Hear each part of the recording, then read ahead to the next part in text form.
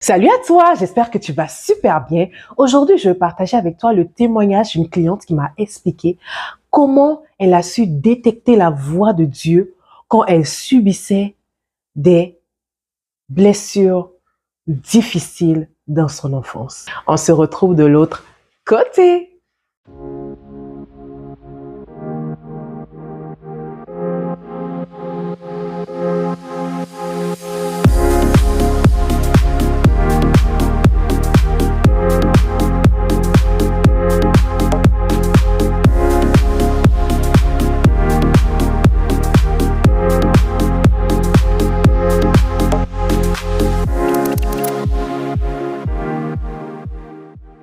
Alors, tu sais que ta coach Annelle, elle adore aller straight to the point, directement au but, donc on va pas tourner autour du pot, on va pas tergiverser. Ma cliente m'a expliqué en fait que quand elle était petite, elle avait subi beaucoup d'agressions. Beaucoup d'agressions, donc elle a été battue par sa belle-mère. C'était très difficile et elle avait de la misère avec ça. Elle avait du mal. C'était compliqué. Tu sais, elle était petite. Elle avait quoi? Elle était entre 7, 8 ans, 9 ans. Elle était, tu sais, je veux pas dire l'âge exact parce que je veux pas qu'elle soit reconnue, bien sûr, mais c'était un enfant. C'était un enfant qui avait moins de 9 ans. D'accord? Et à ce moment-là, c'était difficile pour elle. C'était difficile parce que elle est innocente, elle ne sait pas ce qui se passe. Cliente, elle me dit, un jour j'étais à la maison et puis les parents m'avaient interdit elle vivait avec son père et sa belle-mère et elle dit, il m'avait interdit de manger dans le fauteuil. Mais moi, petite comme ça, bon, j'avais envie de manger un peu dans le fauteuil, tu vois, non? Tout simplement. Bon. Et puis, je suis allée dans le fauteuil, mais la voix m'a dit, ne va pas dans le fauteuil, ne va pas dans le fauteuil. Mais je suis allée. Je suis allée dans le fauteuil et quand je suis allée, la voix me disait, quitte là, dépêche-toi, dépêche-toi, dépêche-toi. Mais j'ai pas écouté. J'ai pas écouté et quand ils sont arrivés à la maison, ma belle-mère m'a frappée. Tu vois? Et après, elle me dit, après cet épisode, il y a eu un autre épisode où euh, elle rentrait à la maison et la voix lui dit, ne rentre pas dans la maison aujourd'hui. Ne rentre pas dans la maison aujourd'hui. Ne rentre pas dans la maison aujourd'hui. Et là, elle écoute cette voix parce qu'elle reconnaît la même voix qui lui avait dit, ne va pas dans le fauteuil, sors de là. Et elle s'est rappelée quand elle n'avait pas écouté, elle avait été frappée. Donc, cette fois-ci, elle a décidé d'écouter cette voix-là et de ne pas rentrer dans la maison. Et qu'est-ce qui s'est passé ce jour-là? Elle est allée évidemment se retrouver dans son école et c'est là qu'on a posé des questions et on a su qu'elle subissait beaucoup de sévices corporels et beaucoup de maltraitance et sa belle-mère a été donc prise en charge par la police à ce moment-là et cette femme-là a commencé à retrouver un certain équilibre dans son enfance. Est-ce que ça veut dire que tout est fini? Est-ce que ça veut dire que toutes les blessures de sa vie sont terminées? Non, mais ça veut dire qu'elle travaille dessus. Ça veut dire qu'elle veut avancer. Ça veut dire qu'elle est en train de décider d'avancer pour pouvoir dépasser ces blessures qu'elle a eues. Et elle avait un message important qu'elle voulait que je transmette, c'est que nos enfants, on doit leur apprendre le chemin de Jésus. C'est-à-dire, dès le bas âge, il faut leur apprendre le chemin de Jésus. Jésus-Christ lui-même, ses parents lui ont appris le chemin de l'église. Il allait à la synagogue et tout ça. Jésus était un enfant qui aimait le Seigneur. Il a laissé Marie et Joseph pour rester dans la synagogue et ils l'ont cherché pendant 3 jours. Je pense que c'est 3 jours. Donc, nos enfants doivent avoir l'éducation spirituelle, l'éducation divine. Il faut qu'ils commencent à connaître Jésus. Pas seulement à l'église ou pas seulement dans les réunions. Non, mais à la maison. C'est de la maison. J'ai fait une vidéo déjà où je disais c'est de la maison que viennent les grandes blessures. Donc c'est de la maison que le Seigneur aussi va mieux toucher nos enfants.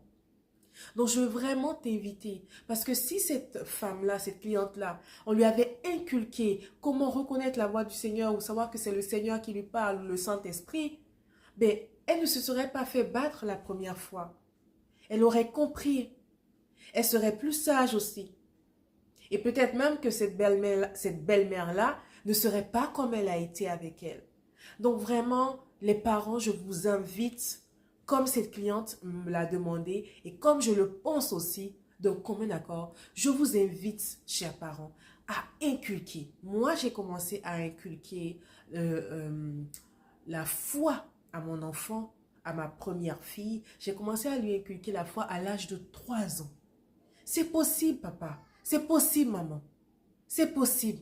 S'il vous plaît, l'heure est grave. Les enfants sont tellement exposés à tellement de vices. Et quand vous commencez à leur enseigner, à leur ancrer la foi en Jésus dès le plus bas âge, ils grandissent plus facilement en aimant le Seigneur, en aimant Jésus. Donc papa, donc maman, je t'invite vraiment de tout cœur à inculquer les principes bibliques, les principes divins. Même si tu ne connais pas, même si tu n'es pas fort, prends ta Bible tout simplement. Dis Esprit Saint, aide-moi à ouvrir la Bible et à savoir quoi montrer à mes enfants. Invite les enfants, achète-leur une Bible d'enfant.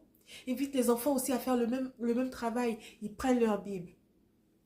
Ils appellent le Saint-Esprit qui puisse les guider pour qu'ils puissent trouver une page qui va être bonne.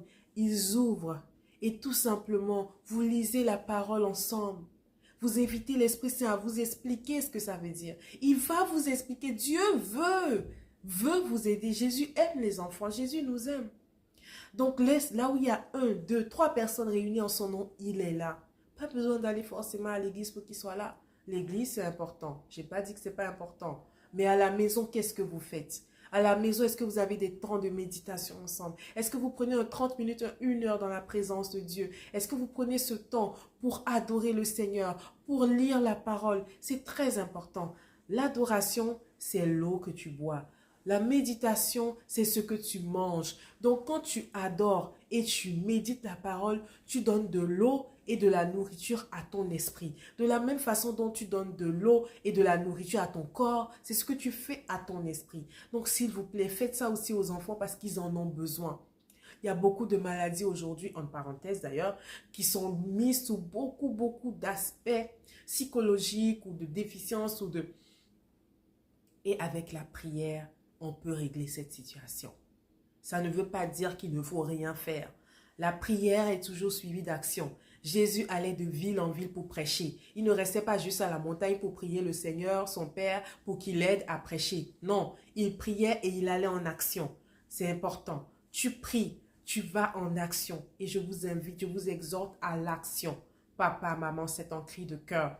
Vos enfants ont besoin de connaître la voix de Dieu, de savoir reconnaître la voix de Dieu et de pouvoir développer leurs dons. Peut-être que ton enfant a un don de discernement ou sait lire, sait interpréter les rêves. Mais tu ne fais rien, l'enfant ne sait rien parce que Jésus n'est pas dans la barque.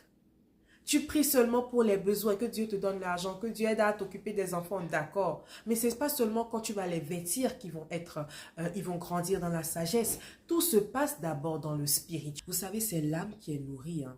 Même si l'enfant ne comprend pas, on met des adorations et tout ça. L'âme de l'enfant est nourrie par les adorations. C'est ce que tu lui donnes qu'il va prendre. C'est ce que tu lui donnes qu'il va prendre. Que l'enfant soit bébé, qu'il soit adulte, peu importe. L'enfant est nourri par l'adoration. Donc, c'est important d'implanter dans votre routine 1 heure d'adoration ou 30 minutes d'adoration. Si vous ne pouvez pas faire 1 heure, au moins 30 minutes. Il y a des vidéos de 3 minutes, de 4 minutes où vous avez des belles adorations, de belles chansons de Dieu. Alors, s'il vous plaît, mettez tout simplement ces adorations-là et prenez le temps avec les enfants. Prenez le temps avec les enfants d'adorer l'Éternel, de leur montrer le chemin. Avant de dormir, lisez un psaume ensemble. C'est pas long un psaume. Lisez un psaume ensemble pour juste que l'enfant puisse se nourrir aussi de la parole. Tout ça lui permet de se mettre déjà tranquillement sur le chemin de Dieu, même si il n'est même pas encore capable de parler, de comprendre tout. Son âme commence à être nourrie. Donc c'est vraiment important, papa, maman, d'installer une routine d'adoration. S'il vous plaît, faites ça en famille, c'est très important. Papa, faut pas rester juste dans le coin et puis laisser maman seule avec les enfants pour faire l'adoration, pardon. Papa, il faut rester avec l'enfant, avec les enfants, avec maman, parce que vous formez une chaîne familiale. Vous formez une chaîne familiale et ensemble, vous êtes plus puissants.